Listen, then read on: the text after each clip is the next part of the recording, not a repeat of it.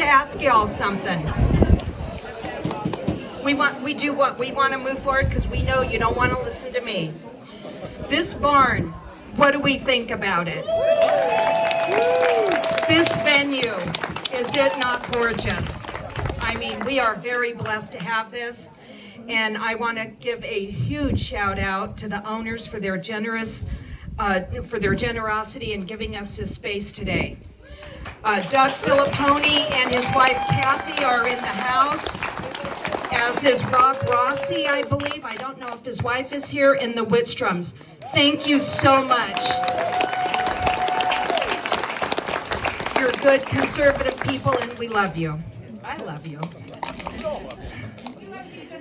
Oh my God, thank you. I'd also like to, I gotta put my glasses on, sorry everybody. I'm human and I'm old. I'd like to send out a huge thank you to the Paso printers and the floral parlor for their contributions. They did our lovely flowers, they did flyers for us. We made this happen, they helped us get it done. I also want to thank and recognize, a few people. I needed a podium. We didn't want to spend the money. To recognize, I didn't want to spend the money. Yes, Brad. Just a few minutes to recognize a few people, if you don't mind, for the committee who helped us get this put together. I want you to stand. Susie, Judy, Anita, Darla, and Lynette, please. These women made it happen. There's Lynette. Where's Darla? And Anita. There you go. I also want to thank and recognize just a few others, so if you'll be patient. First, I said the committee, I'm sorry. And also I drove up here at 10:20. This place was flooded, not only with the committee, but with members who were working to make this event special. I was one of the last ones here. I felt terrible. Thank you all. Our check-in ladies, our cleanup, our setup, everybody. We also have a few people to recognize. We are honored to have, I don't know where he's at, but he's here, the Paso Robles Mayor, John Hammond, and his lovely wife, Marjorie, who happens to be our treasurer, Steve Gregory, and his lovely wife, Dawn. I want you to know they're all, even the gentlemen, are part of our organization. You too can be a member, just saying. We have very honored to have retired Supervisor Debbie Arnold and her husband Steve. I don't know where she's at. Wave your hand. There she is. She's standing there with her wine. Good woman.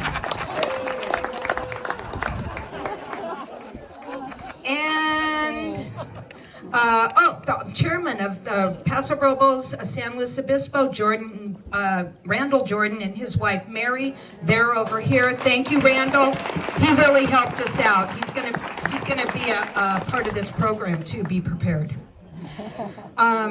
Also here are members of our sister Republican women organizations, including the president of South Monterey County, Kathy Forgoni. We also have members. This is special to have our sister companies here, or our sister organizations here. It really says a lot about the organizations up here. Tascadero, Westlake Village, South Bay, Estero Bay, and our own Sissy Pace, who's our regional director of the California Republican Women. She's here somewhere too. Finally, last thing, if you are interested in becoming a member, please feel free to ask any one of these women that are member. We have these badges on. Liz, stand up. That's our membership chairman. She's looking to sign you up. Gentlemen are always included, just letting you know. We're more than just a bunch of women who sit around and drink wine and gossip, I have to tell you. I've heard the rumors, my brother over there. I've heard them. We might sit around and drink wine, but why we're doing that, we're at school board meetings, we're at Board of Supervisors meetings, we're at City Council meetings. We show up, we stand up, we support the young women in our community, we support the values that we hold dear. I don't know what else to say, I didn't write that in here. So, finally, our general meetings are held at the Belisara Hotel on the second Monday of the month. Check out our website, take a picture. There's our website. Go on there, see who we have talking. Also, Shannon Kessler's here. There she is. Give a big wave with the hand. She is running for California Assembly District 30. Yes, got it. Okay. So, with no further ado, here comes, no, not Mr. Hilton. Here comes Shelley Gill. I know you're all disappointed. Thank you, Donnell. Thank you, everybody. So I don't want to take a long introduction here. We all know who's speaking, and I just want to say it's my honor and my pleasure to introduce our Republican governor candidate, Mr. Steve Hilton. Will you come up here, please? Please join me in giving a Paso Robles welcome to Steve Hilton.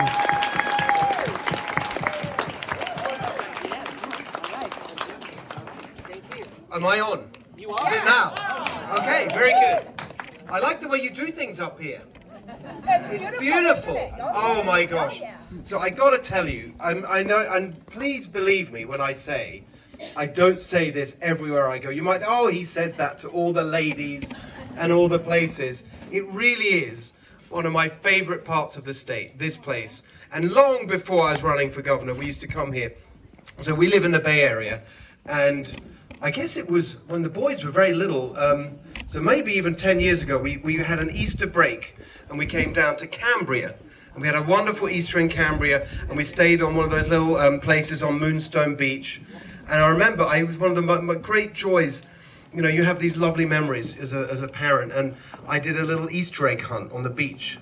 And I hid all the eggs, and there was the driftwood, and the boys were running around. It was just such a special place. And then we came back a few times, and we discovered, now they're teenage boys, right? So boys very active, of course. We got to keep them active. Like dogs, right? You've got a lot of exercise and food is the key. And so we went, we discovered, really accidentally, the amazing dunes by Morro Bay. So Los Osos, around there. And you go to, I just saw them. I thought, that looks fun. And we kind of found our way there, and we parked right there where the, the butterfly sanctuary is. And we walked through, that was amazing, just to see those beautiful trees, and then we found our way to the dunes, and there's all these local kids there with bits of cardboard, sliding down the sand dunes, like really steep. It's so fun. Have anyone done that? It's so fun. Really tall, like really steep, but it's totally safe, because at the end you just run into the sand. It's literally like the perfect activity for, high energy boys. So we did that time, and then we came back and we stayed here, and we've been to Sensorio, that amazing thing. It really is a very special place to me. It really is. This morning when we woke up, I'd had a radio interview, and where's Eric? I can't remember. My colleague Eric's around there, and he and as soon as I was finished, I said, we got to go and I want to show you. What did I say? I'll show you this place. And we just drove out. We didn't have time to get to the dunes, but I made a little video. Which, is it out yet? The Morro Bay one. So I think you'll like this part. So I made a little video, because one of the things that I like to show people our beautiful state, and just show, because not everyone has the chance, like I do, to see our amazing state and all the different parts of it. But I did add a little bit of politics. So I made a wonderful video showing them the beautiful bay. And there's Morro Rock, and there's the state park, Montana, all of that. And I said, and guess what the Democrats are planning to do to this amazing place? Ruin it with these giant, ridiculous windmills. And I said, these giant industrialized windmills, and I just said, no way. When I'm governor, I will kill those windmills. If I could just say, I think, what's the appropriate term? Dead in the water. Those windmills will be dead in the water. I mean, what is wrong with these people? By the way, at the same time as they want to industrialize one of the most magnificent and beautiful parts of our coastline, they're sort of dead against the oil drilling down in Santa Barbara that's been there for years is perfectly fine. Everyone's happy with it, and they're stopping that. We've got abundant oil reserves that they want to leave there, even though it's now seeping out of the ground, damaging the environment. Exactly. No, you're right. It damages. So they instead import oil from halfway around the world on giant super tankers, and then because that doesn't work enough, they're shutting down our natural gas-fired power stations, even though we have abundant natural gas in California, in order to have these ridiculous windmills. And then Humboldt, they're talking, I don't know which ones they're talking about here, the Humboldt ones, they're talking about windmills that are 1,000 feet tall. Is that the same? Okay. You know that's the height of the Eiffel Tower. Are they going to be floating here? I mean, what is wrong with these people? It's completely insane. There's so much wrong with our state. Sorry, I didn't mean to go straight into this. Anyway, I want to have a little bit of a warm-up, but you got me going now on all this stuff. And the thing is that when you look at, of course, everything's a disaster, and the homelessness and crime and the taxes, the regulations, everything. You know that movie not long ago, Everything Everywhere All at Once. That's how you can explain how they've messed up California. Everything everywhere all at once, messed up. So there's a lot of things gone wrong, and I'm going to tell you how we're going to put it right. But actually, when I think about it, the most insane of all of their policies has got to be this energy policy. Don't you think? So in the name of climate, they're now shipping in oil from halfway around the world on giant super tankers, spewing out carbon emissions. Instead of drilling it in Kern County, where I was 2 days ago in Bakersfield, and sending it in a nice clean pipeline. Oh, that's way too sensible. No, let's go to a Middle Eastern country with a terrible environmental record and human rights record, and then put it on these giant super tankers running on bunker fuel. Make it doesn't, and leave it in the ground here in California, destroying jobs and opportunity here, and making it way more expensive. And then because it's a different type of crude oil, it doesn't work with the refineries here in California, so the refineries closed down. So we have 5, 6, 7. I met the guy yesterday. I spoke to an oil industry group in the morning in San Diego.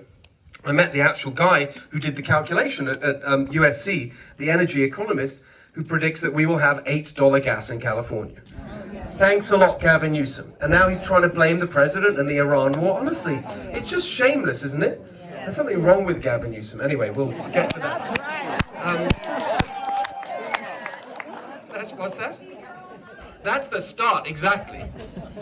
Gavin Newsom, honestly.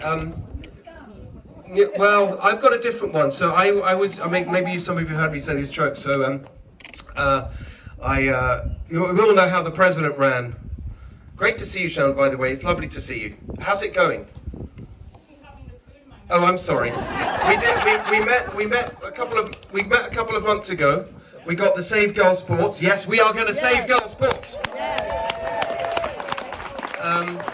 And you did my podcast, and I'm really happy to see you. So we all know the president ran in 2016, very famous, MAGA. We all know what that stands for. So here's Gavin Newsom's version that he's going to run. This I invented this. I've seen now people making memes of this online, but it was my idea. I don't care. Everyone can use it. Gavin Newsom, he will be running as Mugger, the most useless governor in America. If he's honest, that's how he would run. If he's honest, of course he's not. He's the most dishonest. I mean, I just don't know where to start with this guy. I mean, it's just every single day on this ridiculous book tour, it just gets worse and worse. Book tour, it's a crook tour. What he's done to our state is criminal, right? Yep. Okay, I don't know. What shall I do? Tell you the plan. How about that? I tell you what I really want to do. Because we just got here, and I don't know what your timing is. Lunch or how's it going to work? Oh, you're done with that? Okay, amazing. No, okay, great. I'm taken care of. And I had a wonderful time with Doug. We made a great video about down there with the Greys. Anyway, I love questions and answers. Do we have time for that, or should I stop now and get into that? You got another 5-10 minutes, and then we can start questions. Great. Okay, I'm going to do a very quick thing then, and tell you, I suppose, the most important thing, which is how are we going to win? Right? How are we going to win? So here's how I see it.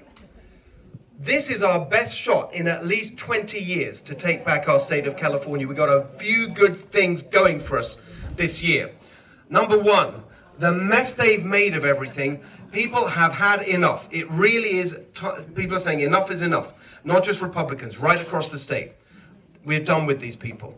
16 years of one-party rule. The worst results of any state. Highest poverty rate, highest unemployment rate, highest cost of living. US News and World Report, we are 50th out of 50 states for opportunity. Wallet Hub, 50th out of 50 for affordability. Chief Executive Magazine, 50th out of 50 for business climate. California, the worst of the country for a business climate. We're supposed to be the home of enterprise for opportunity. This is the California dream that they're crushing. So it's a disaster, and people are realizing. So even if you compare today to the last governor's race, 2022, and you look at that basic question that the political people ask, which is, that determines whether this will be a change election, where we kick out the people in power. That the question that really tells you the answer to that is the polling question they ask: is the state or the country or whatever going in the right direction or the wrong direction? Now, back 4 years ago, the last governor's race, it was 50-50. Now, I don't know who the 50%, even 4 years ago, was looking pretty bad. But whatever, it's 50-50. Now, it's gone very negatively against the Democrats. 65%, 67% wrong direction. So, to put it this way, there is a majority for change in California. There is a majority for change. So that's our opportunity. Next, if you look at this year, it's a midterm election. In a midterm election, it's all about turnout. Everyone will tell you that. It's about getting your voters out, because usually the turnout is much lower because there's no presidential election. So the party that wins is the party or the candidate that does best at getting their voters to show up. Now, let's look at the numbers that we need in California. People say there's not enough Republicans to win a statewide election, and you hear that all the time. Oh, Republicans can't win, it's a deep blue state. Well, here are the numbers.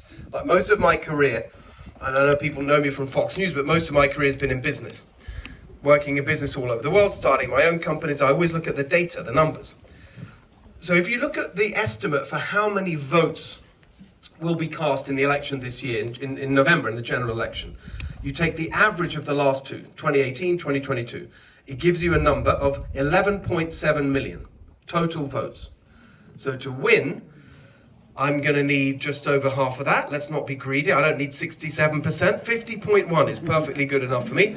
And that gets you around 5.9 million votes. Target number of votes to win. So when people say there aren't enough Republicans, do you know how many votes President Trump got here in 2024 in California? With votes, number of votes. That's the important thing, is the turnout, the number of votes, without even campaigning here. 6 million. 6.1 million. Okay? So here's a simple way of thinking about it. If everybody in California who voted for President Trump in 2024 votes for me for governor in 2026, I'll be elected governor with 200,000 votes to spare. Now, it's not going to be easy to get that, and I want to be realistic with you. We're not going to get 100% of the turnout in a presidential year, but just that fact that we can go for it gives you a really important understanding of how we win this year for a long time, because it's all about getting the Trump voters out. And a lot of people have made the mistake, I think, over the years in California of saying, well, the only way a Republican wins is to be kind of, get all the Democrats to convert and whatever. And that makes you go in a direction of policy and messages and things that are a little bit watered down, a little bit wishy-washy. We're trying to appeal to the Democrats. No, it's about getting our people out to vote. And that means you need a strong, clear, conservative, common sense message. And that is my campaign. We're going to end the climate insanity to have $3 gas, cut your electric bills in half. We're going to end the bloat and the fraud and the corruption and the waste in the ridiculous nanny state government in Sacramento, so we can cut spending, cut taxes, your first 100 grand tax free. We are going to end free healthcare for illegal immigrants so we can lower healthcare costs for you. We are going to end their war on single family homes so that we can restore that, forcing apartments into suburban areas, all this insanity, so we can restore the California dream of a home you can afford to buy. These are very simple, strong, conservative, common sense things. How we win, okay? Here's another thing. I'm just going through the reasons to believe that this is possible this year, which I very strongly do believe is possible. I wouldn't be doing this if I didn't think that I could win. The next one, we've got a really powerful weapon at our disposal for getting that big turnout this year. You know what it is? They just confirmed it last week. We've got the signatures. It's going to be on the ballot in November. Voter ID. Voter ID is popular. It's got majority support across the board in California, but as you have just showed, it is really popular with Republicans. Every single town hall I do, it gets the biggest cheer. And that's great. That means people will go out and vote for that. It really will help us. It's all, remember, turnout, turnout, turnout. That's how we're going to win in November. A more energized voter base than the Democrats. That is the key to winning. And voter ID is really going to help with that. And then finally, we have another secret weapon in our arsenal this year. Actually, a number of them, maybe not so secret. The Democrat candidates. How about the Democrat candidates? As the president might say, they're not sending their best. You've got, oh my goodness, did anyone see the first TV debate? So maybe if you didn't see it, it was about a month ago now in San Francisco. It was me against 6 Democrats, which I liked. I enjoyed that. They didn't put up much of a fight. I felt like saying at the end in my closing statement, I thought it would be a bit too rude, so I didn't say it. I said, yeah, these Democrats didn't put up much of a fight. For the next debate, could you send me some fresh ones? Anyway, I didn't say that, but that's how it felt, because there was a poll of the TV audience statewide, and well, 2 of them got a very round number, 0. When they asked who won the debate, who made the best impression. Then you had Betty Yee. Anyone heard of her? Betty Yee, she's, all you need to know about her is that I went on Piers Morgan with her after the Katie Porter meltdown, and she started going on, he asked her about biological boys and girls sports, and she starts going on about how she wants a gender-neutral Olympics. This is what we're dealing with. Anyway, Betty Yee, 3%. Javier Becerra, who was Biden's HHS secretary, he said, I did such a great job in the pandemic, got to make me governor. He did such a great job, even Biden can't remember his name. He used to call him Javier Baccaria. Javier Becerra, 4%. The billionaire climate fanatic, Tom Steyer. How are you enjoying his ads? Yeah, he's spent, he's already spent $70 million. So he spent $70 million and he's gone to about 6 or 7%. That's like, not a great return on the money. We are leading in the polls, and I have spent 0 on advertising. Anyway, Tom Steyer got 6%, and then the next one was Matt Mahan. He's the new one. He's the mayor of San Jose. Some of you may have come across him. So they've decided that he's the one. You've got a lot of the big tech people backing him. And I've seen some of the signal chats, that when they're trying to recruit him, because I know these people. And so we've got to have Matt Mahan, because he is the least, this is a quote, the least insane Democrat. I mean, for goodness sake, we are California. We are the greatest state in the greatest nation on earth. You think we can aim a bit higher than least insane? How about sane? So he got 17%. Well, Steve Hilton, 66%. So the reason that is so important is that you've got that was a statewide TV audience, not a Republican audience, and I didn't do anything amazing. I just told the truth in a very clear, simple way. After 16 years of one-party rule, it's a total disaster. It is time for change. It's time for an outsider to go and shake up a system that obviously isn't working. And for these Democrats to say they're going to fix the problems when they created the problems is a total joke. I'm sorry. And that's what won the debate very clearly. So this is... and actually Katie Porter, the other ones weren't there, so they weren't in the debate. They're going to be at the next one. Katie Porter, I know. I can't, or Eric Swalwell. I think the vote goes with Eric Swalwell as the most disliked. I know, I can't tell which I'd rather face, whether Eric Swalwell with the endless opportunity for fang jokes, or Katie Porter where I can talk about mashed potatoes. I don't know. Look, that's my point. Look at all these things we've got going for us. People are sick of what's going on. They've said enough is enough and it's time for change. Voter ID is going to be on the ballot. There are enough Republicans to win statewide. We've got an absolutely disastrous set of Democrat candidates. This is our year. I know we can do it. I know we can do it, everybody. People say, you know, like, I stand before you, I'm a proud American, one of the proudest days of my life. By the way, you know, just in case anyone's wondering, I've also renounced my UK citizenship. That's gone. I'm all in. I'm all in. I don't want anything to do with that, as I sometimes say, apart from all the other things I'm fighting for. And you look what's going on in England, I'm fighting to make sure that this state that I love does not turn into the country I left. So, but just as someone who's such a proud American, someone who's so honored to be part of this great country, this belief that you hear all the time, oh, a Republican can't win, I have to be honest, it is somewhat of an un-American attitude, don't you think? That with things, and we don't believe that things are impossible. Imagine all those years ago, they looked at the moon and said, nah, it's too far, let's not bother. If President Reagan had looked at the Soviet Empire and said, well, they got a lot of weapons and it's a big empire, I think let's just leave it alone. No, he saw something. He saw that this evil empire could be defeated, and he went for it, and he did it, and he liberated a whole continent along with Margaret Thatcher, who I had the great honor of working with, and freed a whole continent from communism, including my family, my Hungarian family. Both my parents are Hungarians. So I know what it means when someone sees something and goes for it, however hard it seems. And there's another one I just want to leave you with, which is my dear friend Charlie Kirk. Imagine if Charlie had listened to all those people who said, oh, you're wasting your time, you'll never get young people to be conservative, you'll never get faith rekindled in America. Nah, what are you bothering? Don't bother going on college campuses, forget it. They're all too far gone, it's all on the left. Charlie didn't believe that. He saw something, and he went for it, and he fought for it, and look what he's achieved. Look at this revolution that he's led. Well, that is the spirit we need here in California.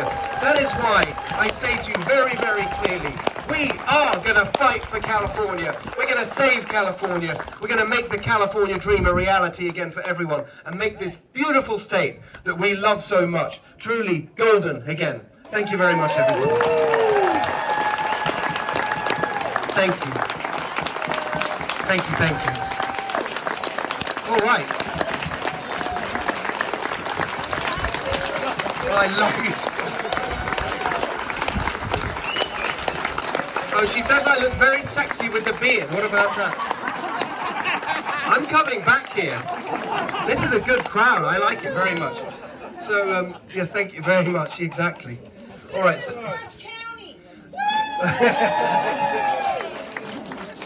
okay, so tell me the plan. You go, you drive. Yeah, you can start asking questions anytime we have people to run the mic. Okay, yeah, you go. Well, you choose the people because I don't really know. Let me just take a drink. Right here, number 2. It's on. Very much, thank you. We got some questions. Oh, not on yet. Do I need to do something? Stand there if that's okay. Power on? Okay. Steve, that's Wayne Hall. Hi, Dee. Hi, there. Okay, Mr. Hilton, thank you for being here. And with all due respect, I wanted to ask you, for those who might struggle between you and Chad Bianco, we're all out for a Republican to win ultimately. What gives you the advantage over Chad Bianco in getting the election won? Thank you. Wait, did I just turn this off? Oh, there we are. Thank you very much. And so this is you're the former sheriff here, retired sheriff, is that right? Yes. Deputy Sheriff. Well, thank you very much for your service. We appreciate that very much. Thank you, thank you. Look, it's a choice. It's an election. I mean, that's what it is. It's our system in California and America, and it's for us to make our case. So here's how I would see it: that, you know, I've spent the last 3 years traveling the state. I gave up my show on Fox to start my policy organization, Golden Together.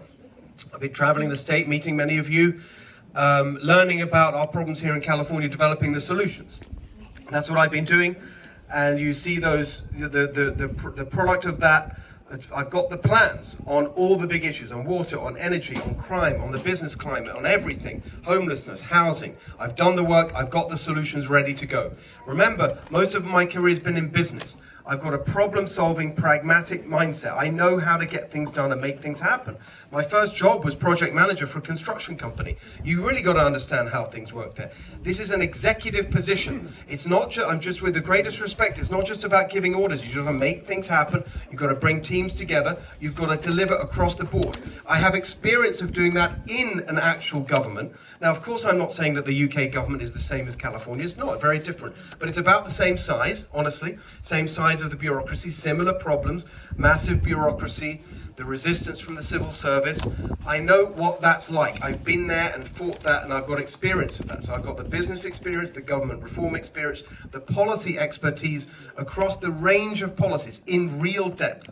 And I've spent years studying it. I just wrote a book last year called California, Reversing the Ruin of America's Worst Run State. The second part of that book is called Califuture. It's a blueprint for turning things around. So there's all of that. Next, I've got the media experience and the national media platform. That's very important. We know how important that is these days. You know, I've been operating on the national stage for nearly a decade now. This is a big job, and you've got to be able to play on the national stage. And I've been doing that. And I've got friendships and relationships that are going to be very important for this race, from the president on down. The president, half the cabinet are friends of mine. People in the media, people like Joe Rogan, Megyn Kelly, these are friends of mine. You know, it's going to, Clay Travers, who I was on just with yesterday, you know, there's a lot of support out there that I'm going to be able to bring to us in California and actually bring the whole country's attention to California, which is what we need, because we're sick of all these, you know, politicians coming here and, you know, taking our money and raising money and then running away and doing their elections in the other part of the country and not looking after us here in California. I can get that national attention on California. And the final thing I'll say is actually the team that I'm putting together. No one's ever done it like this before in running for governor. And it's the first time any candidate for either party has done this. But all my career, I know that it's not one person, it's a team. And that's what I'm doing. I've now put together a team of statewide candidates to run with me. We're calling it the Golden Ticket. Very, very important. I've got Michael Gates running with me for Attorney General. Michael Gates was the city attorney in Huntington Beach, a real fighter. He sued Newsom over housing mandates and voter ID and the sanctuary state law. He then was hired by President Trump, which would be in the Justice Department, where he led the work on election integrity with Harmeet Dillon. He's a serious guy, and he's going to be right by my side. I was with him last night at an event in LA. Right, imagine, I mean, sometimes the question is, what are you going to get done because of the legislature? Well, one thing is through the appointments to the agencies and the executive orders that we give them. Those executive orders have much greater force if they have a legal opinion from the Attorney General. So the fact that we're running together makes that much more powerful. Then you look at the State Controller, incredibly important office. No one pays attention to because it's just been filled by these Democrat hacks that just use it as a stepping stone to the next position. The State Controller has the power to audit every organization receiving state money. So think about that when we think about all the fraud that's going on and the waste and the abuse. We're already, I know, we're already finding that, you know, I mean, a lot of people said to me, how are you going to cut taxes and spending? Are you going to bring in Doge to sort out California? I said, no, I'm not going to bring in Doge. I'm going to be Doge. That's my job. And I'm already doing it. We are already doing it. We set it up.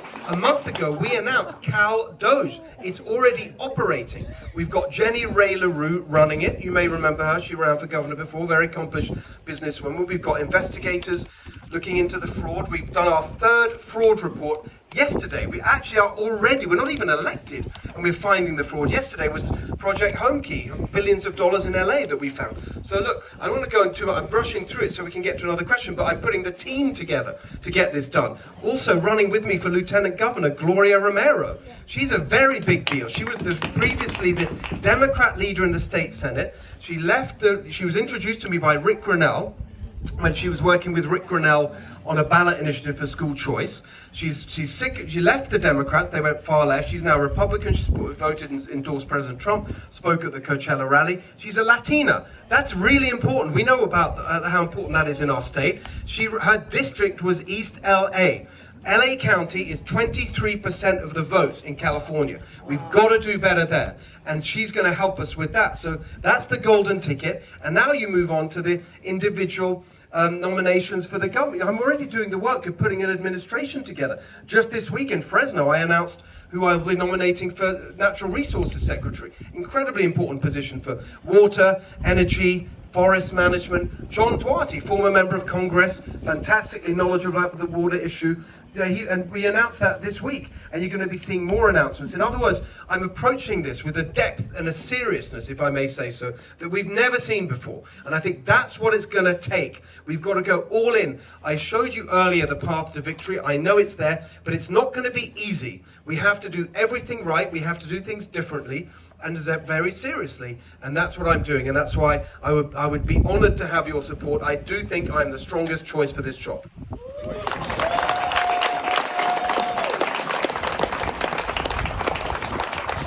Randall, I think. Mr. Hilton, my name is Sharon Roden, and I'll try to keep it quick, even though I know that's hard.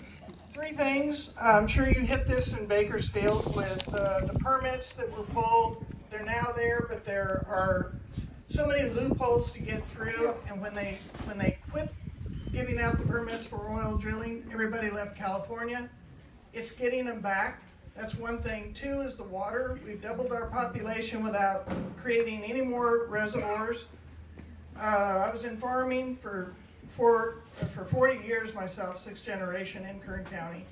But the real question for me, and we hear a lot about it, and we know money doesn't work, homeless. Yeah. What are the solutions that you know of that we can truly get help to those who need it, but stop throwing money at the problem, billions of dollars that are not working?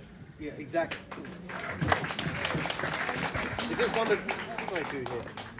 Did I turn it off? No. Is that good? It has to go back and forth. It goes back and forth. What a clever system. You can't have 2 people talking at once. I like it. I should have that in my house. I know, exactly. I won't get a word. Okay, so the thing is that where are you? There. Okay. On oil and gas, I spend a lot of time on it, and it's a really good example, actually, of what you can get done if you know what you're doing and you understand how the government works. Because the way that the Democrats have been shutting down the industry, exactly as you say, is with permits. And it's done by a specific agency, CalGEM, California Department of Geologic and Energy Management. And they have just been refusing to give permits for the 3 basic things that you need, which is 1, maintenance of existing wells. So if a well goes wrong, you need a permit to fix it. They're not giving those out. So you go to these oil fields, which I've done, and I think it's a magnificent sight. It's like this with the vines, but it's as far as you can see. But half of them aren't working. It's not because there's no oil there, it's because they can't get the permits to do the maintenance. Or the next category, which is expanding existing wells. So the way I understand it, you've got, I'm not an expert, but you've got basically a well that's doing about 5 barrels a day, and you do some clever, I think they call it sidetracking, you can tell me, and where you can basically boost it up to 100 a day, get more life out of it. You need a permit for that. They're not giving you the permit. And drilling new fields, new wells in existing fields. So again, you go to these oil fields, there are these concrete slabs there, pads ready for drilling for a new well, just sitting there.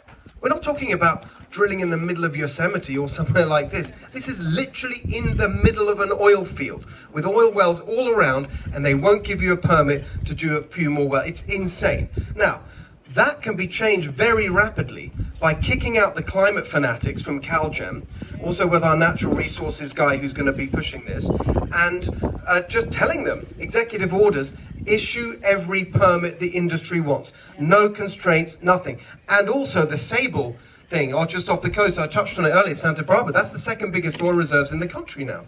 Like, that's a huge opportunity for California. Gavin Newsom's blocking it. We can unblock that very quickly without any need for the legislature. Water, there's 2 things.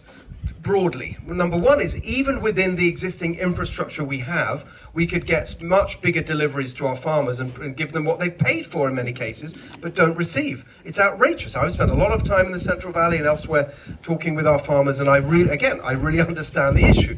So you've got the supply, but what you have to do there, it's the State Water Resources Control Board, and they've got these biologic assessments, which basically they're just bureaucratic statements saying this is how much water we need to use this year for the delta. You know, they call it environmental uses. What that really means is they want to preserve this sort of level of, you know, the particular level of salinity in the delta for the fish. And it's true. They're literally doing it, as the president said, to try and save this tiny little fish, the delta smelt, which basically died out.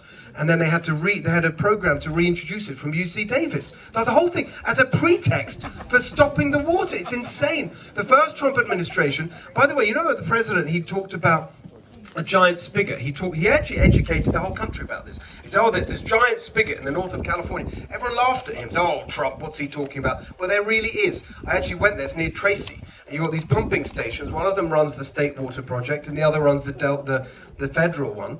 And there's these two pumping stations, and I filmed a video of it. I called it the Trump pump, the federal one.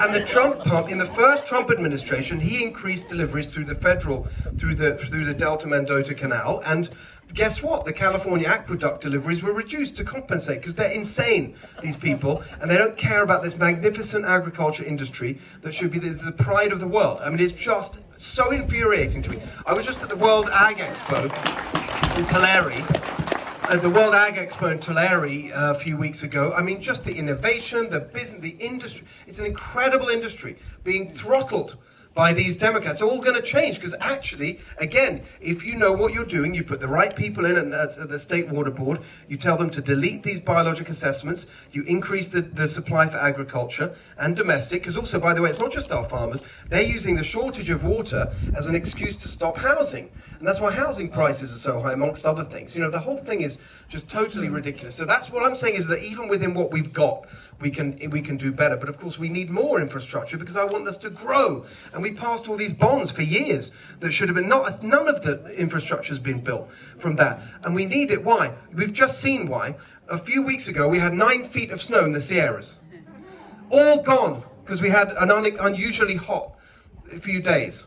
It's basically gone, flushed out to the ocean. It's a crime what they've done, because they haven't built the storage and the distribution. So there's a bunch of things we can do there. I've got a whole policy paper on it, water abundance, which is what we should have in California. But it's number one, finish the Sites Reservoir. That's up in Colusa County. I was there the other week, I should say. I should have been 100 feet underwater. It's supposed to have been built in the 70s. So I'm only speaking so fast, I want to get to more questions. But I hope that's okay. No, hang on. So you've got Sites Reservoir, you've got raising Shasta Dam. That's a good proposal. 18 feet, I think, is the proposal. That creates a huge amount of storage. There's this 40-mile canal that you can build, which John Duarte, my natural resources guy, is talking about. So yes, we need to increase the infrastructure. Those are the two parts of it. More deliveries within the existing infrastructure, increase the infrastructure so we have even more in the future, and capture. We have abundant water in California. There is no drought in California. It's a man-made drought, or you should say a Democrat-made drought, and it's going to end when I'm governor. All right, homelessness. Number one, enforce the law, right? It's illegal to camp on the streets. It's illegal. It's always been illegal. It's always been illegal. They hid behind this ruling from the Ninth Circuit, the Boise ruling, which said that you can't remove people from the street unless you have sufficient shelter available in your town or whatever. But they didn't define what shelter was. It's just that the local government, all these Democrats interpreted it as what they call permanent supportive housing, these apartments for like $1 million each. It can just be a shelter bed. So they could have done it all along. The whole thing was avoidable. Now there's no excuse, because even that ruling's been overturned by the Supreme Court in 2024 in Grants Pass versus Oregon. There's no excuse, right? So the very simple point, if local politicians won't enforce the law, as governor, I will use state law enforcement resources to remove homeless encampments. That's number one. Number two, we have to get people into treatment. Over 80% of people experiencing homelessness have alcohol or drug addiction, mental health problems. We've got to deal with both. And it should not be an option. We've had this ridiculous housing first philosophy where you give people an apartment and they're still on drugs. It doesn't matter whether they became homeless because they're addicted to drugs, or they became addicted to drugs because they're homeless, because they're targets for gangs and drug deals. It doesn't matter. You're not going to help someone get their life back on track if they're addicted to drugs. So you have to get people off drugs. Unbelievable. Even the Democrats agree with this. They passed a bill in the state legislature last year called the Sober Housing Housing Act, where just 10% of the money would have been of homelessness would have been spent on how, as the name suggests, housing where you're required to be sober. Guess what? The Democrats passed it with a 2/3 majority in the legislature. Gavin Newsom vetoed it. Isn't that disgraceful? So we got to change all that. We got to have mandatory drug and alcohol treatment. And number 3, we have to have mental health provision. Right now, the biggest mental health facility in America? Los Angeles Central Jail. It is barbaric. It is disgusting what's going on because they won't invest because they're sending all the money to their homeless industrial complex, their crony developers building all this stuff. That's all going to end. And there's a very specific thing which is really important to understand, which is with mental health services, a lot of it is Medicaid reimbursement, and that determines what goes on. From the outset of Medicaid in 1965, they put in this rule called the IMD rule, Institutions of Mental Disease. And it was back in the days when people didn't want big insane asylums and whatever. Okay, that was then. But here's the rule, it's amazing. That states do not get Medicaid reimbursement for any mental health care that takes place in a facility with more than 16 beds. It's the 16-bed rule, it's amazing.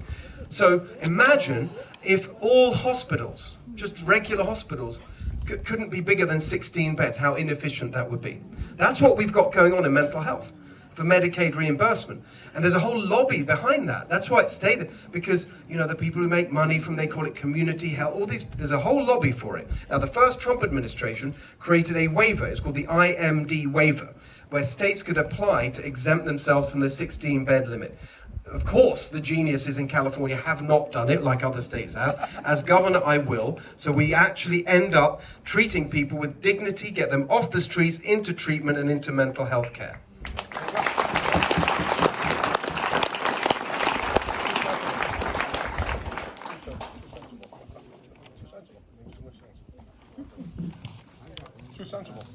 Are we on? I am a little shy here. It's such a pleasure to be here to meet you, Mr. Steve Hilton, and thank you for running.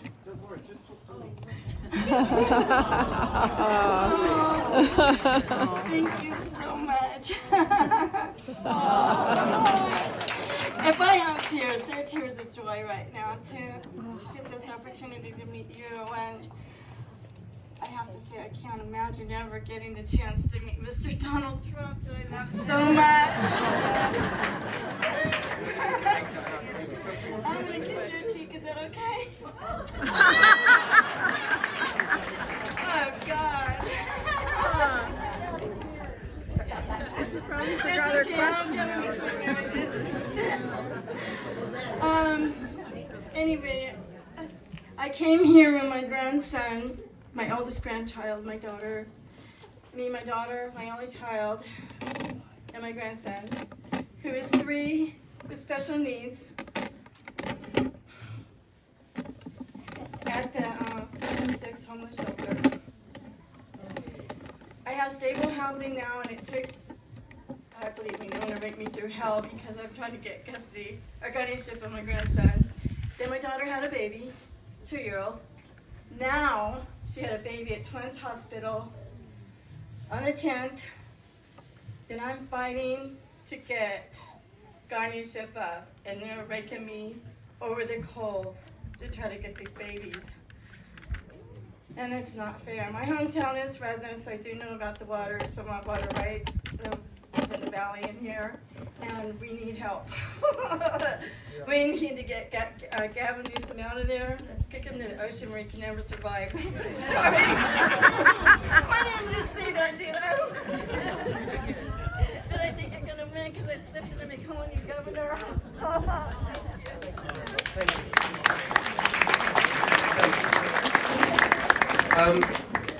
So that's a really important issue that it's very interesting. One of the great things about doing this, and I spent a lot of time on the road, and some of you may have seen that, I've done a lot of these events like yours, where it's hosted by another organization, or our own events, town halls that we've arranged as part of our campaign. There'll be many more to come.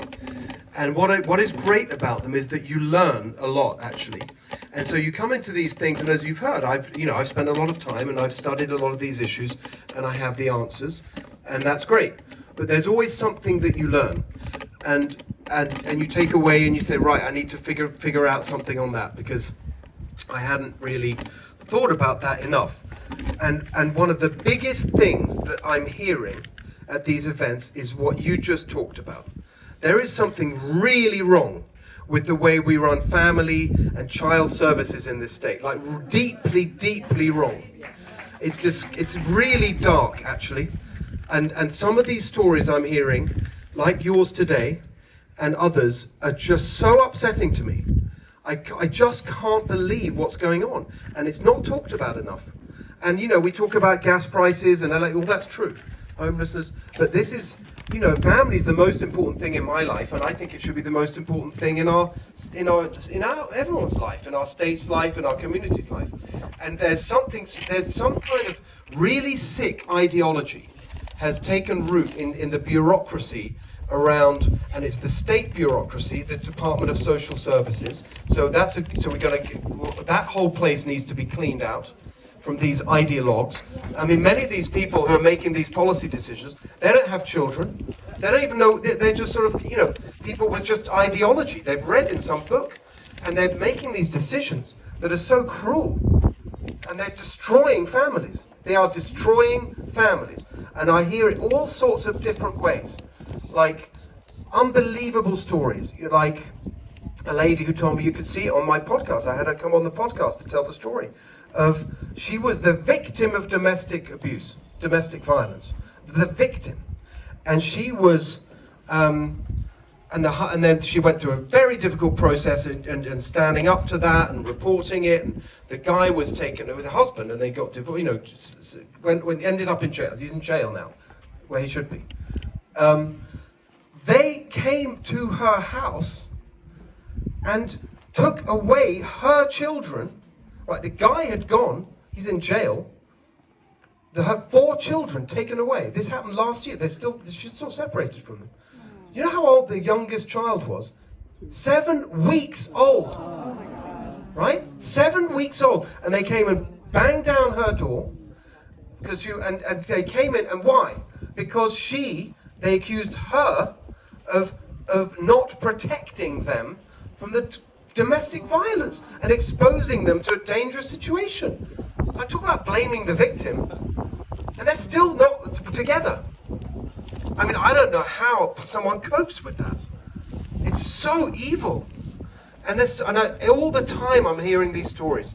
And there's a group now I've connected with in Orange County, a friend of mine, and she's set up a group, which I'll connect you with, because she's now become an advocate for all these people. And I know exactly. Every person I meet, like, who's got exactly like you have, all the paper, and it's just they're up against this bureaucracy that is inhuman. And I don't know, there's no word strong enough to describe this. And these, excuse me, effing bureaucrats who just have no heart doing these things. It just makes me so upset. And the stories are very powerful, so thank you for telling the story. If you don't tell the story, we don't know how bad it is.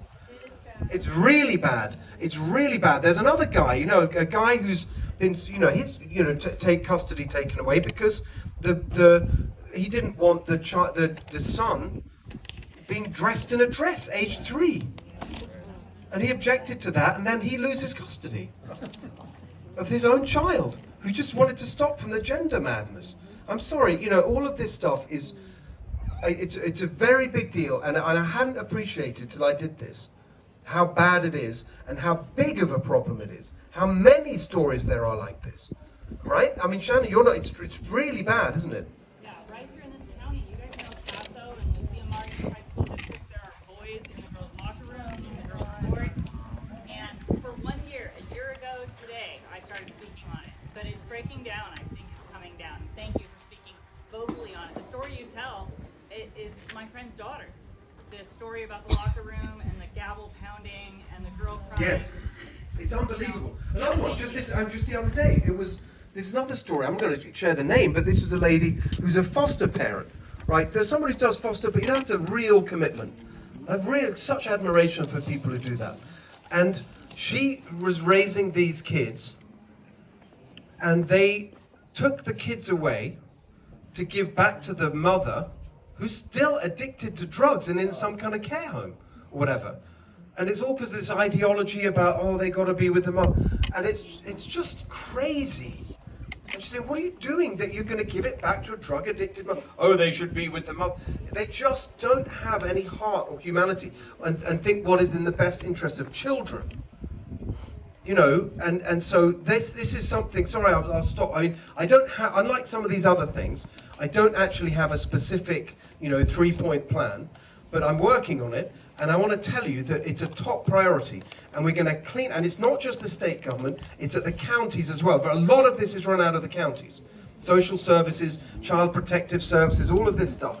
It's a real problem in our state. It's been infected with this really, really sick ideology, and we've got to clean the whole thing out.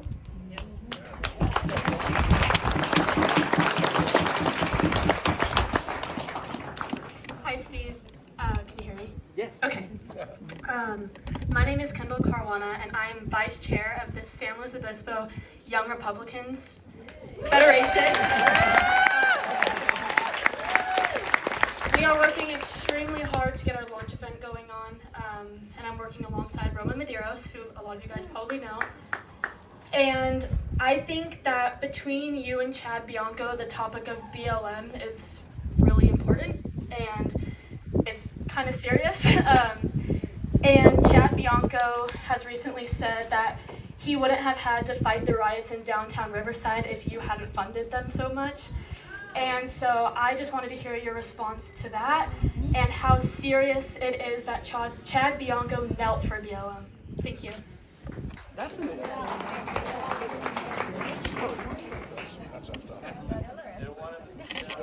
Hey, what did he say?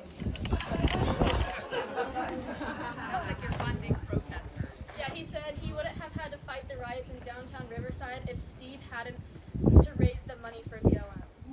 That's insane. Is this what? That's truly insane. That's a sick thing to say. I got to tell you. I mean, I know it's politics, but you can't just make stuff up. That's really shocking to me. Is that really what he said? Says so in an article. The article. That's unbelievable. What article? That's really, Yeah. that's I'm sorry, I think that lying on that scale is just totally disqualifying. I got to be honest. The question is, well, maybe if you didn't. The question, I had two questions. I said, what was his response to Chad Bianco saying that basically he was funding BLM? And what is his response to that, basically? And also, what is the seriousness of Chad Bianco kneeling for BLM? Because there's a divide between you guys, and I think that we need to know who exactly to vote for. And this is a big issue on how to vote. Well, I think that you got to vote for the person that tells the truth. You got to vote for the person that tells the truth, and to just sort of make stuff up like that is really disqualifying. And actually, there's something wrong with anyone who would say something like that. They can't just defend their own actions with truth and honesty and decency, and feels that their only defense is to lash out with laughable, made-up smears of that kind that just have literally no basis in anything. It's extraordinary. I cannot even believe it's the first time I'm hearing that. So thank you for letting me know about that. It's obviously ridiculous. But there's also, what I have read too, is that under his police enforcement in Riverside County, the crime rate has gone up. Yes, he is. Oh, okay. I have heard that since Bianco is in charge of law enforcement in Riverside County, that the crime rate up there has gone up. It has not gone down.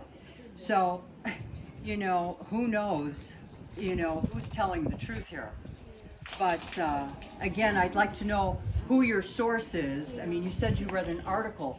Okay, who published this, and is it a reliable source? And that's another thing we got to check on. Thank you. I've seen that data as well. I mean, look, I'll answer your question on BLM, and then we'll get to the record. Everyone can see the video. Everyone can look at the picture. It's on this website, blmbianco.org. You can look at it. Now, I wasn't there. I'm going, as we all have to, on what you see on the video. And the story that he tells is that I've done debates with him where he says, I didn't take a knee for BLM. Well, that's literally not true, because you can see him doing it, right? But the question is, why did he do it? And there, his argument is that he was praying. That's what he says. I was praying. That's right. That's what he says. I'll just watch the video and see if that's what it looks like to you. I mean, what's that song? You know, I'm sorry, I don't pray that way. So it's just, you know, believe what you see, I think.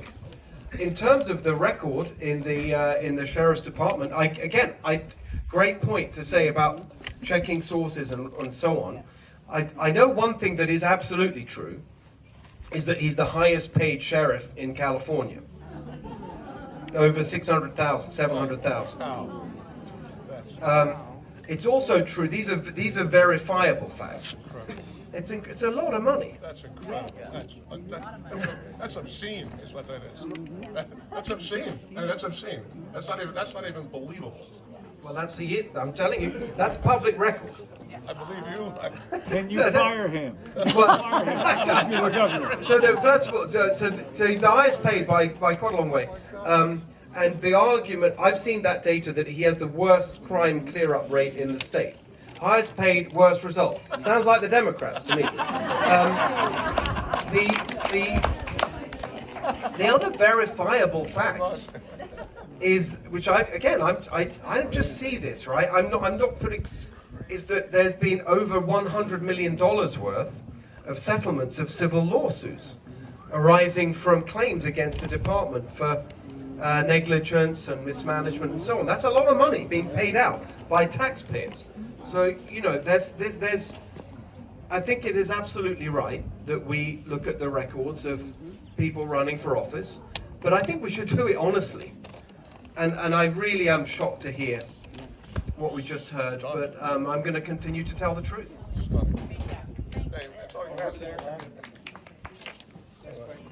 Testing. Hi, I'm a lifelong resident of the county, and I want to know what your thoughts are on the bill AB 19 that was passed about 5 years ago, where on death, property gets reassessed to your children. So if you have a small farm or a ranch, you pass it to your children, it gets reassessed, and they can't even make enough money to pay the property taxes, and then a developer moves in. No, it's outrageous. It's outrageous. Hang on, no, got it. It's automatic. It's very high tech here. Without me having to do anything. It's really, really outrageous. I just think it's so, and it's just this punitive, anti-family mentality. And first of all, it's just more and more money, their insatiable demand for our tax dollars, for their bottomless money pit of waste and fraud and abuse. So where does the money even go? That's outrageous. And I totally agree with you. It's such a beautiful thing. That's why we work so hard, to pass something on to our children. And that's a natural human instinct, to provide for our family, to pass something on. There's nothing more beautiful when I see, you know, a ranch or some kind of business that's been in the family for generations. It's an absolutely wonderful thing. And one of the things that I've, you know, all my career actually in different ways, on the policies that I've done and the books that I've written, whatever, I really believe so. You know, I wrote a book called More Human in 2015, and the whole argument of the book was that everything's become too big and centralized and bureaucratic and distant from the human scale, and that applies to business and everything. Government and healthcare and schools and whatever, we've got to make things more human. And I think this is an anti-human approach. So the question with AB 19, as with a lot of things that have been passed in legislation, is, well, what can you actually do about it as governor? You can't just, so I'm dead against it, let's be clear. And there's a very important ballot initiative that's going, actually I haven't heard the latest on whether we got the signatures, along with voter ID for this year, Save Prop 13. We did. Got this, okay, so because I've been very, you know, Susan Shelley's a good friend of mine. If you watch the Steve Hilton show, she's on every other week. And she's with Howard Jarvis Taxpayers Association. So I've been learning about all these issues for years. So the question with the bill that's been a law that's in the law now is it's very difficult to do anything about it to overturn it unless you can find some way in which it violates the state constitution. Then, with the right Attorney General, you can begin the process of overturning it. And actually, there's a lot we can do. That's how we're going to stop biological boys and girls sports. Because that law, AB 1266, that did that, is totally unconstitutional. But of course, they're all in favor of it, so no one's ever challenged it. Well, I will challenge it, and we will overturn it. On AB 19, I'm going to give you what may be an unsatisfying answer, which is I will do everything in my power to deal with it, and it may be that we have to go around it in a different way. I hope we don't have to do it in a ballot initiative, because we can't have everything be a ballot initiative. It just... Of course it does. Exactly, that's exactly right. It reduces housing stock. It's just a disaster. But it's this kind of mean-spirited kind of punishing people for being successful. It's really outrageous.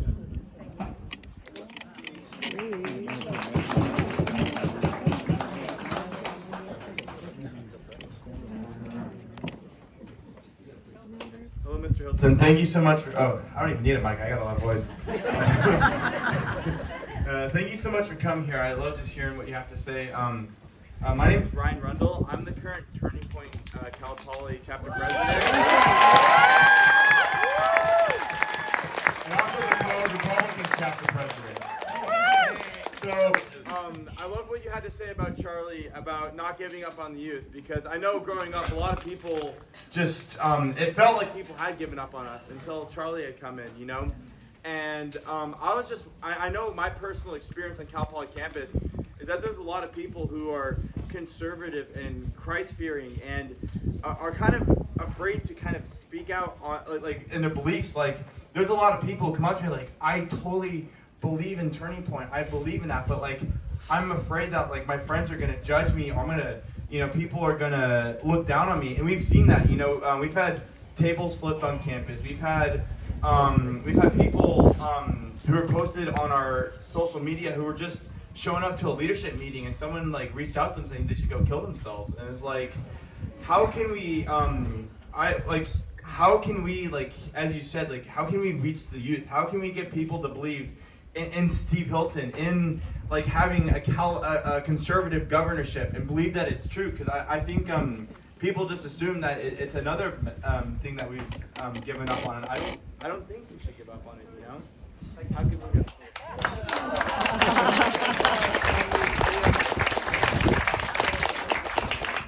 Thank you very much. Thank you. I just want to thank you for what you're doing. The answer is you. You are the answer, right? You're doing. I mean, I got my Charlie wristband here to remind me, and Charlie was there for me on day one. And as I always say, as I was just saying, the first few weeks of the campaign, I got Charlie Kirk behind me, and I still have Charlie Kirk behind me very strongly. And so the answer is what you're doing, and I want to join you. I mean, we've just started a college tour. We just started it. Our first event was in Pepperdine just this week, and so we're just getting started. I think there's strength and power in numbers, and in showing up and being there. And I absolutely want to be there with you. I'm so happy you came today, and I want to make sure that we talk and we get your information and we come and do something at Cal Poly. I will be there with you. Yes.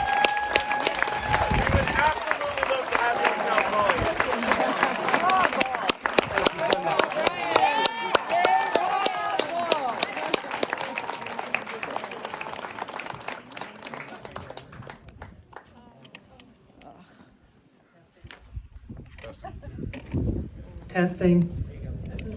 Hi, my name's Brenda Barixa, and many years ago, when Duke Majan was governor, I fought my school district in the State Department of California. I testified a couple times at the Capitol. My child couldn't get an English classroom in public school, and I wasn't good with that. cuts their time in half. If you wonder what's wrong with education, that's what's wrong. This needs to go to the Supreme Court because it's a violation of the Constitution, specifically equal protection of the law. If you live in an affluent part of town, you can get an English classroom. But if you live in a lower part of town, you can't. How is that equal protection of the law? Nobody's been able to answer that question, including Governor Deukmejian. So I'd like to see that get to the Supreme Court, because if it does, we'll win. But I just want to be clear what you're saying, which is that students should be taught in English in school. Yes. That's what you're saying, right? Because I can't understand. What happened is they were being forced into bilingual classrooms ridiculous. where their It's education ridiculous. time was cut in half. I understand. If you've ever sat through a meeting that's translated, you know it takes twice as long. No, believe me, I've sat through a lot. I've done a Well, lot. that's what's happening in I public know. school. Well, okay, you're gonna like what I have to say about this, because I've been saying it before I met you today. I feel incredibly strongly about this. By the way, as someone who speaks a lot of languages, you know, I speak French and German, I learned that at school, I speak Hungarian, whatever, great. But, sorry, this is America, our language is English. That's it. It's very simple. And it's actually, and this sort of pandering, how does that help anyone? Right? How does that help those students? And I really appreciate what you said about low-income areas. How does it help a low-income student from a Hispanic, a Latino background, whatever term you want to use? How does it help them to not require them to meet basic standards in English? How's that going to help them get a good job, or climb the ladder of opportunity, or make it in America? It's actually hurting them. It's hurting them, it's hurting the other students, it's hurting everyone. It's a perfect example, a terrible example, of how ideology nowadays with these leftists just totally takes over practicality. It is completely wrong. It is completely wrong. We have to insist on English instruction in our schools. We have to insist on it. Because this is America. That's how you're gonna flourish and thrive in our country. I mean, it's just so obvious to me. I mean, you said earlier about something else, Jess. You said, "Oh, that's too sensible." I mean, it's just like, isn't this so obvious? I don't understand how you could. And it's, we must be kind of compassionate to the. It's not It's like the same argument as on homelessness. Oh, we must be compassionate. What, and let people live in those conditions on this? That's not compassion. Every parent knows you don't just sort of give kids what they want. It's ridiculous. It's ridiculous.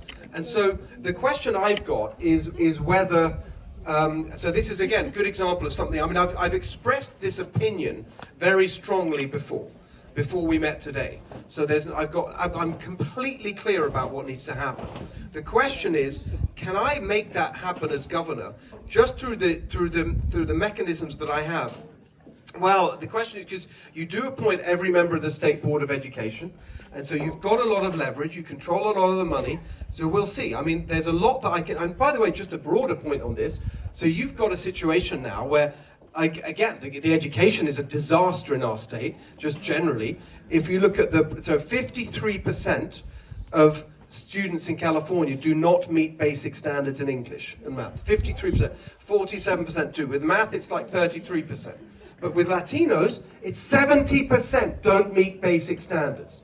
Right? 70% do not meet basic standards in English. What chance do those young people have of making it in California? And these people call themselves compassionate, these Democrats, and social justice. How's that just? How's that fair? It's totally outrageous. Though you've got no chance of how you're going to, all the things we want, the opportunities we want for people to have a good job and make enough to raise their family in a home of their own, in a safe neighborhood with a good school so your kids have a better life. All that sort of basic things of the American dream, or even the more, the kind of the California dream, where we want entrepreneurs and innovators and people to create amazing new businesses and change the world and all these. How can you do that in America if you don't speak English? It's ridiculous. It's so offensive to me. I can't believe we're still having these conversations. Sorry. Steve, good afternoon. My name is Sissy Pace. I want to go back to something that was spoken about earlier, water. Over the past 25 to 30 years, California voters have passed 3 bond measures. We still have no dams, and we still can't find the water. When you are elected, will you pledge to audit, put forth an audit, find out where that money went, prosecute those who mishandled it, and finally build us some dams?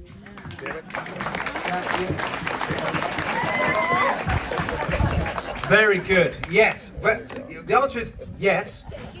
It won't be me doing the prosecution. This is why it helps to have the team, right? We're going to have my Attorney General, Michael Gates. He's already said, we will find the fraud and prosecute. There's a great addition to the list. You're right. Where did that money go? All that bond money. Nothing's been built. And so the last dam was like in 1974 or something. It's ridiculous. And so we absolutely need that. Sites needs to be finished. I did go to the site of the Sites Reservoir. Like I said, should have been 100 feet underwater up in Colusa County. It's actually not a complicated engineering project. I saw where it should be. It's actually quite a narrow gorge. You can make that dam. It's still there. Nothing's happened. It's supposed to have been built in the 70s. Environmental review still holding it up. We're going to bulldoze through that. And so that's going to be built. What about that bullet train, too? Oh, the bullet train. Where is that money, huh? No, it's a great point. It's a great point about auditing and prosecuting. And yes, we will build the dams. Raising Shasta Dam is one that's an interesting one as well, because that is so big that you get a lot of extra storage from that. Into the ocean, it's disgusting. I mean, like I said, we had this fantastic, I was so optimistic. You know, I care about this a lot, and I care about our farmers so much. And so when you have a really big snowfall, like we saw the other week, just a few, I don't know, not even a month ago, over the President's Day weekend, it was around that time, huge, 9 feet in this, that's it's like fantastic. We're going to have a great year, we're going to have very high snowpack, it's going to be wonderful for the water. It's all gone, just already gone, because these idiots, I think we have to go in a few minutes, so maybe 2 more, yeah, exactly. Hi Steve, thanks for coming out, and I have to say at first I was 100% for Bianco, and now you're giving me a lot of good stuff to think about. So, good job. So I wanted just a one quick question, but then 2 deeper questions. You said that you're an ex-businessman. How many employees did you ever oversee, so to speak, as a business owner? Well, there were different types. So we had, I didn't realize I had small business owners. So my first business we had probably at its peak, it went up and down a bit, but probably about 25, something like that, a company called Good Business. And then we had 2 restaurants in England called The Good Cook. And they were, that's like more people, probably about each one about 30, something like that. And then for my startup here in California, that was, again, in that range, like 15 to 20. But then we had some remote engineers, in other countries and that kind of thing. So indirectly, but you said directly, probably about 15, something like that. Yeah. The reason I asked that is I too was very similar to that. I had a couple small little things, I still do, but I have a larger one. I want to clarify, this is a non-fraudulent home health and a hospice agency. So, and I don't say I employ, I say I work with. We work together. But I employ over 550 employees between Santa Barbara and San Luis Obispo counties.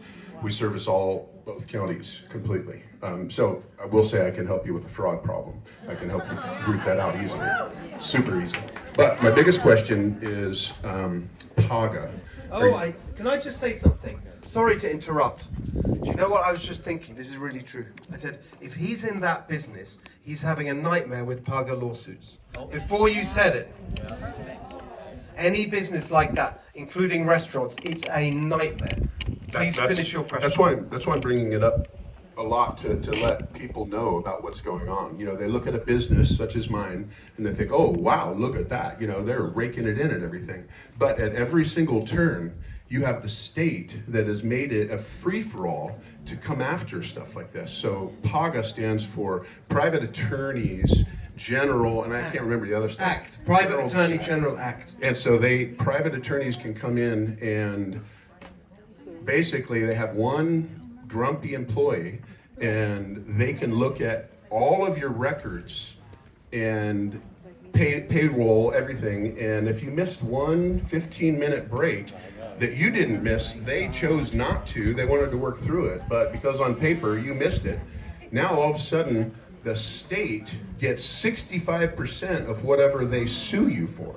I think it's 75%. It's 60. Well, it's 100% goes out, but the state gets 65%. Well, the lawyers. Anyway, keep going. Did you want to? Well, that's just it. You got it. I'm just raring to go with this question. I can't tell you. I want to hear about pot. I cannot tell you how fired up I am about this. Precisely because I've run the kind of businesses that are being extorted. This is extortion. This is state-sponsored extortion. It is outrageous. It's exactly like you're talking about. If you run any kind of business like that, that's why I knew you were going to say that. The minute you said that, restaurants, bars, hospitals, farmers, ranch, and what happens is, it's not just that the employee makes the complaint. The lawyers go fishing for the complaints. I don't know if you've had that. They literally come in restaurant with business cards, handing it out to people. Say, oh, come and call. They advertise on Instagram. They're cooking up these complaints. Some of them are so offensive. It's like, oh, that's true. I know you're looking like what? Yes, you know. Okay. You spell the name wrong on the pay stub or something like that. Insane. Total BS. The original theory of this, the reason they passed the bill, and this is very important in understanding the solution actually, in 2004 this was passed, and the theory was we've got all these labor law infringements and infractions or whatever, and the State Department of Industrial Relations and the Labor Commissioner doesn't have the capacity to enforce state labor law, so let's outsource it to lawyers, to trial lawyers, and that's how it came about, private attorney general. So any lawyer acting as if they were the attorney general, that's where it came from. But it's a total racket because, as you say, when you have these here's how it goes. They sue you for some ridiculous, there's a complaint is issued. The employee makes a complaint, the lawyer then immediately takes it, turns it into, the other thing you didn't mention is that it's multiplied by each of your employees. So even if it's one complaint, you got 5 per facility, right? So then they add it up and say, well, we assume you're doing this to everyone, so that one complaint is multiplied by your total employees. You get some astronomical figure. Okay, so a rancher just now, a good friend of mine down in Imperial County, he had one, he's got 150 people in his facility. The initial claim for one of these completely made up things, $89 million. That was the initial thing.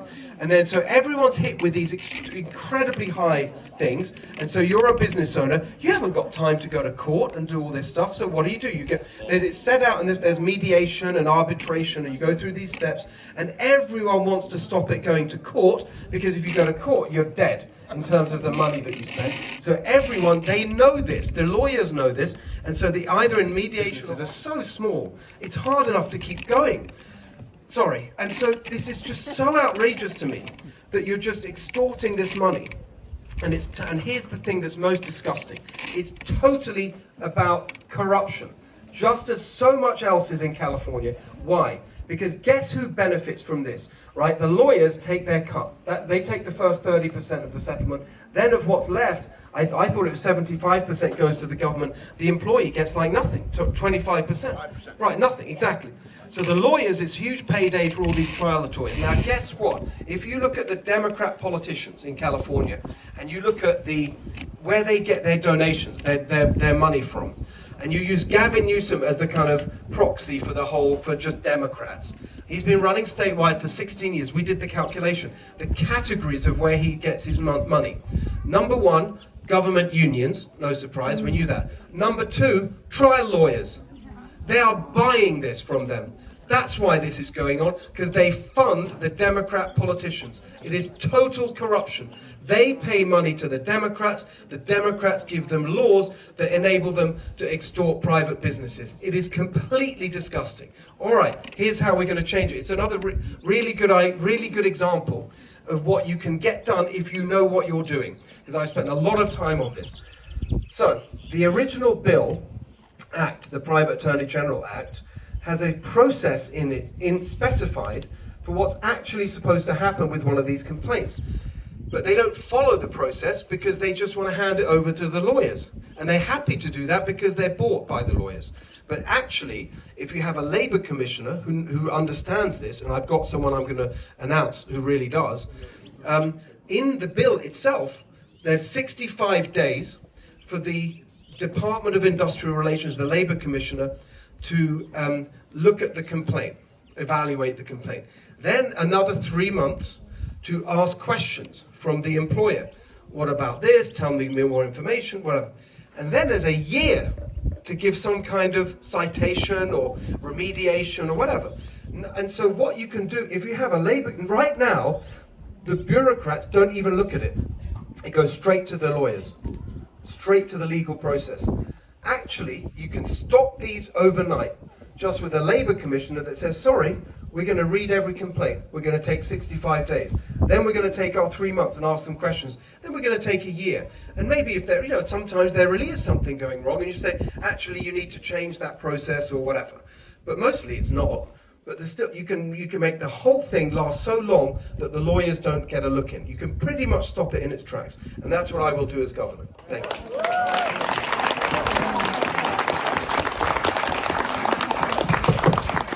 Steve, this is the last question, and then we're going to turn it back over to Donnell and to Shelley.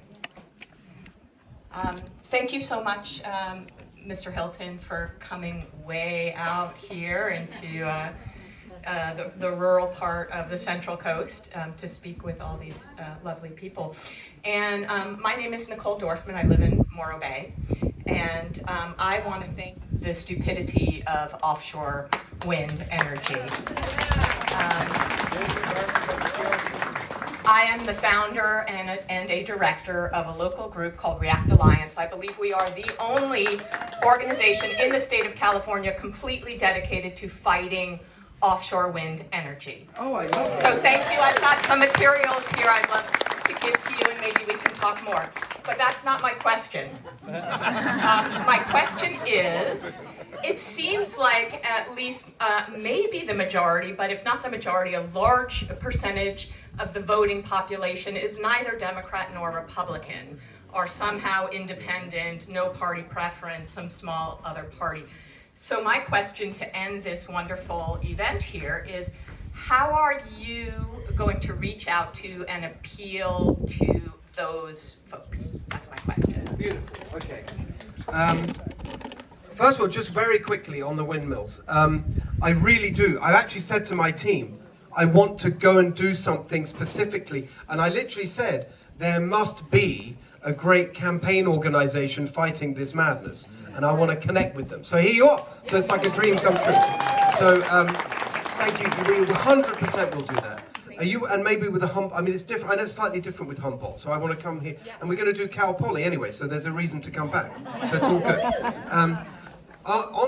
I hear what you're saying. So that people look at that and they look at the registration numbers and they say, well, there's double Democrat registration and you got independents and whatever. Look, in terms of voting, it's not quite, it's either Democrat or Republican, but I hear what you're saying, and I think that the answer to me is a couple of things. One is the content of what you're saying. So it's very clear, and I've been really consistent, and I'm not going to change for the primary or the general election. What am I talking about in this campaign? It's really mainstream things, from a conservative point of view in terms of the policy, like the changes we make, but it's very practical things. It's not ideological, it's not divisive. I mean, if you come to my town halls, it says Californable, right? That's the thing. We're going to make our state Californable. Here's the plan. $3 gas, cut your electric bills in half, first 100 grand tax-free, no more free healthcare for illegal immigrants, a home you can afford to buy. That's it. I'm very consistent, right? All of now, you could say, well, probably the most contentious is free healthcare for illegal immigrants. By the way, a majority support that position, just to be clear. But those things are really not controversial. They're really not controversial. So the first thing is I've deliberately designed this campaign in a way that is very broad in its appeal. I mean, think of the message, even the sort of look of our campaign and how I wanted it to feel, open and welcoming and not too partisan actually, but it's still sticking to the, what I'm going to do is very straightforward, conservative, common sense. But the content is very, you know, like 80% of people could agree with that. That's the first point. Second point is the way you present your arguments. And I do think, some people say, how are you going to win with that accent? And I say, you know, there are certain words, you know, we talked a lot about, you know, I am aware that, you know, some of these words with the accent sound a little hoity-toity, like, you know, I've learned to say, you know, water, not water. So, you know, but the point I'm making is that actually, I honestly think it's kind of helpful that I'm an outsider. I think it's helpful, I truly believe that. It's just harder to pigeonhole me. The fact that I'm an outsider, I'm this kind of weird mix of things, Hungarian parents, grew up in England, moved in, you know, I just think it's, and you know, I've got some cred here with some of those people. They can say, you know, I went to Oxford University, I taught at Stanford University, I've run business, you know, it's an interesting sort of range of things. And I just have found that you know, on the road, I connect with people, whatever their background or whatever their politics. I haven't found that to be something that is a barrier. I like people. I enjoy doing. I like meeting people of all kinds. I've actually spending more and more time in LA County, as I mentioned, very, very important. And with a lot of the people there, particularly look at the fires and the Palisades, that's really woken up a lot of people, a lot of Democrats. Like, we can't go on like this. So I think that actually, I'm not being funny. I'm very confident of doing that, of being able to appeal in a very different way, in an optimistic way. Come on, guys, you know, this is just, we can't go on like this. It's not a difficult argument to make, to say that it's time for change, it's time for some balance. Let's make our state golden again. I don't know, I just think it's partly the content, but it's also how you portray it, and I think I'm going to be able to do that. I'm very happy about where we're at on that. Thank you. All right.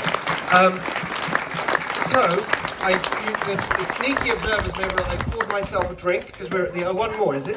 I'm sorry, we have the 3 kids from Cal Poly Turning Point program. They want to come up, take a picture, and they have one awesome question. Okay, I love it, let's do it. Come on up, come on up. Yeah. Oh, he's in high school. Biggest kick to your life ever, man.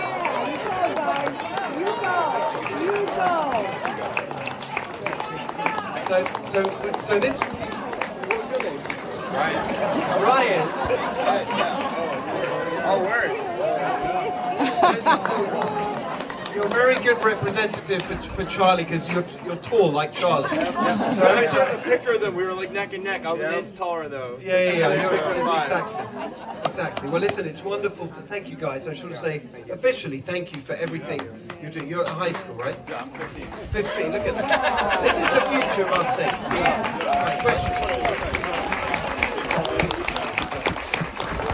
So my name's Shalom, everyone. I'm 15 years old. My name's Shalom. I'm 15 years old. I'm in high school, and I've recently experienced anti-Semitism. So I don't know if anyone else has experienced that, but I was wondering, when you're elected, what specific actions will you take to reduce and hopefully stop it in California? It's disgusting what's happening. I spoke at the there's a big Jewish forum in LA the other week, and it was a really interesting moment because it was a very Democrat audience. Yeah. And I was asked that question, and I spoke that night with just clearly and strongly on this issue in the way that these Democrats just don't give you a straight answer. And the fact is, we cannot tolerate it. We cannot have this go on. It makes me so angry that you've got, and look what's just been going on the last few days. You've got synagogues and schools where you have Jewish events. You have to pay for your own security. No, we pay our taxes for everyone to be protected by law enforcement. And no one should have to pay for their own security. I'm going to make sure, and my Attorney General as well, that we're going to have proper protection for everyone through the taxes you pay. That's number one. Secondly, we're going to root out this ideology, and it's coming from the Democrats, and you see it in the UC system. I went to UCLA right after October the 7th with Gloria Romero, and we said running with me for Lieutenant Governor, she actually taught at the UC system, we said very clearly, this is totally unacceptable. And you just got to have a total change of mindset. You've got all these Democrats running, and when they're in front of a Jewish audience, they say, oh, we are with you, and all the rest of it. Then they go off to their left-wing crowd, and they basically trot out all the river to the sea, offensive insanity. And that you're never going to get from me.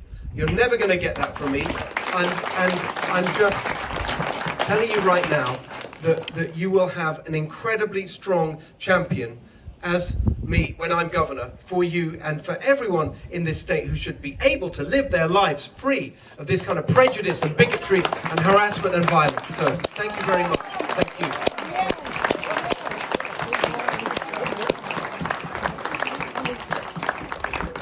Thank you very much. Right, can I have my drink now?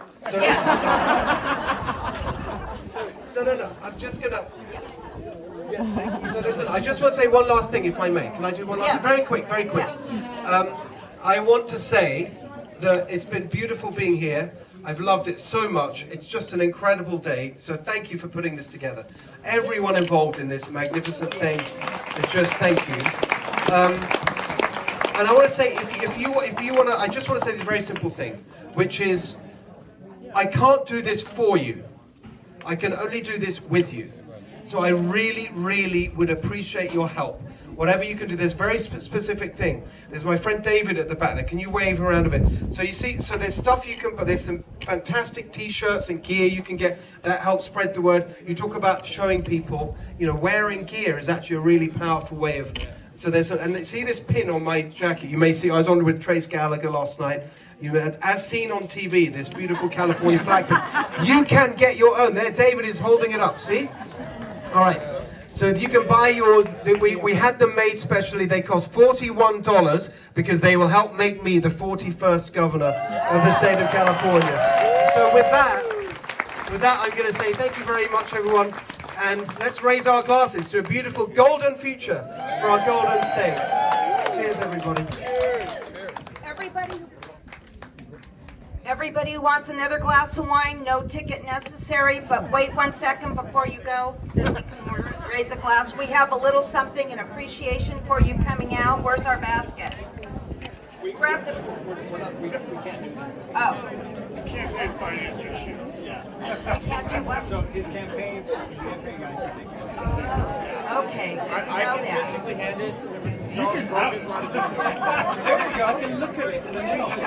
Thank you. It has some of the ancient peaks wine in it. It's awesome. You don't know what you're missing. Okay.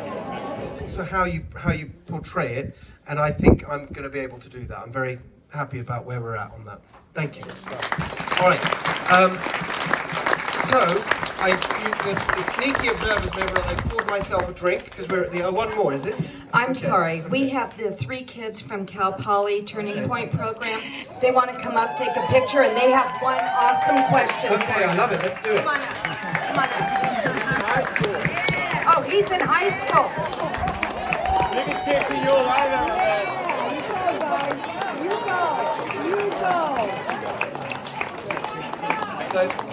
So this. Ryan. Oh, word. You're a very good representative for Charlie because you're tall like Charlie. So I took a picture of them. We were like neck and neck. I was an inch taller though. Yeah. Exactly. Well, listen, it's wonderful to thank you guys. I should say officially thank you for everything you're doing. You're at high school, right? Yeah, I'm 15. 15. Look at that. This is the future of our state. Right, questions.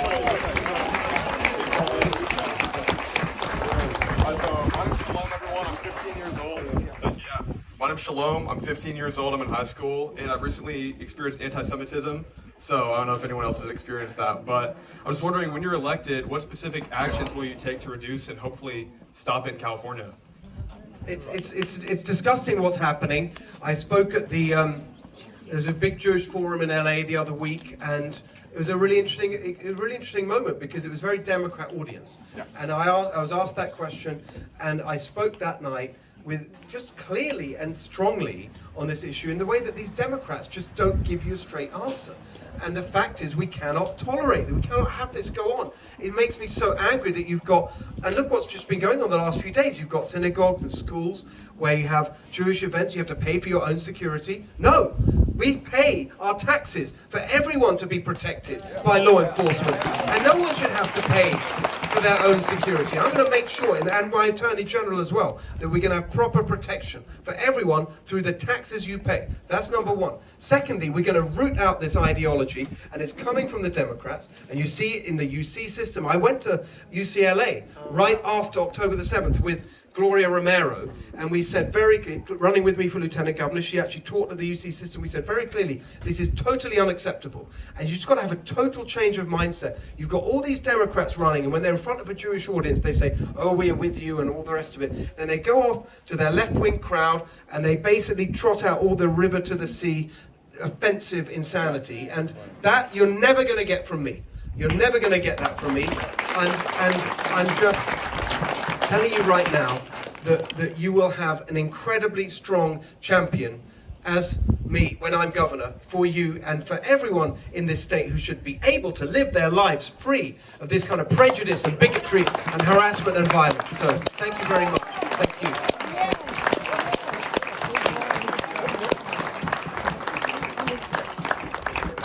Thank you very much. Right, can I have my drink now? So, no, I'm just gonna.